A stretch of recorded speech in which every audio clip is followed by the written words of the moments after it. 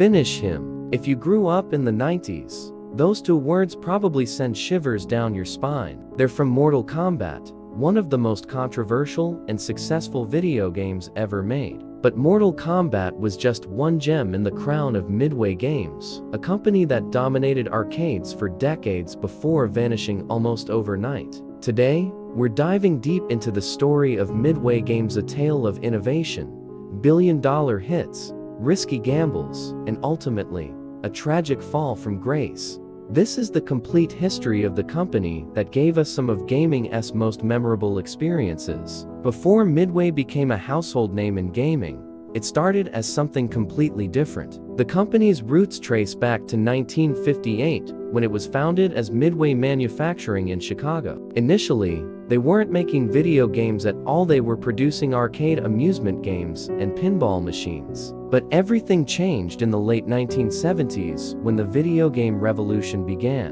In 1973, Midway was acquired by Bally Manufacturing, a major player in the pinball and slot machine industry. This gave them the resources to jump into the emerging video game market. Midway's big break came in 1978 when they secured the rights to distribute a Japanese arcade game in North America. That game was Space Invaders by Taito, and it became an absolute phenomenon. Space Invaders didn't just make money, it caused a coin shortage in Japan and launched video gaming into mainstream consciousness. Throughout the early 80s, Midway continued importing and distributing Japanese arcade games, including titles like Galaxian and Pac-Man. But they weren't content just distributing other companies' games. They wanted to create their own hits. The 1980s saw Midway develop its own arcade classics. Games like Defender, Robotron 2084, and Joust became arcade staples.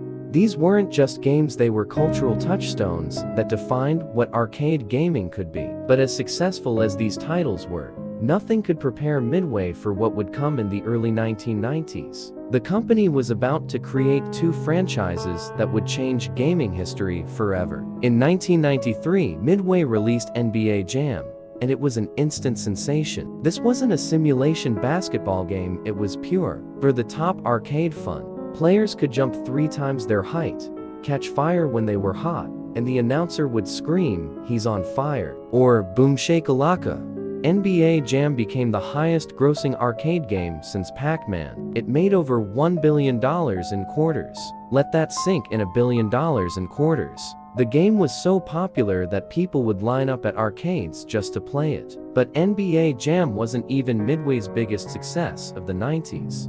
That honor belongs to a game that would spark congressional hearings and change the video game industry forever. In 1992, 4 guys at Midway, Ed Boon, John Tobias, John Vogel, and Dan Forden, created something that would become legendary. Mortal Kombat used digitized graphics of real actors, featured brutal fighting mechanics, and most controversially, included graphic fatalities where you could rip out your opponent's spine or burn them alive. Parents were horrified. Politicians called for bans. The media had a field day. And gamers? They absolutely loved it. Mortal Kombat became so controversial that it led directly to the creation of the SSC rating system, the same system that still rates games today. But controversy only fueled its popularity. The game grossed over $200 million in its first year alone. Midway quickly capitalized on this success, releasing Mortal Kombat 2 in 1993, which was even more successful than the original. Mortal Kombat 3 followed in 1995, and the franchise became a multimedia empire with movies, TV shows, comics, and toys. Throughout the late 90s, Midway was riding high. They had multiple successful franchises, state-of-the-art arcade technology, and seemed unstoppable. In 1996, they even rebranded as Midway Games Inc. and went public on the New York Stock Exchange. But the gaming landscape was changing rapidly, and Midway was about to face its greatest challenge. As the late 90s turned into the 2000s, a seismic shift was happening in gaming. Home consoles like the PlayStation 2, Xbox, and GameCube were becoming so powerful that arcade gaming started to decline. Why pump quarters into an arcade machine when you could play similar games at home? Midway tried to adapt. They shifted focus to console game development, but this transition proved difficult. While they still had Mortal Kombat, many of their other franchises struggled to find footing in the new gaming landscape.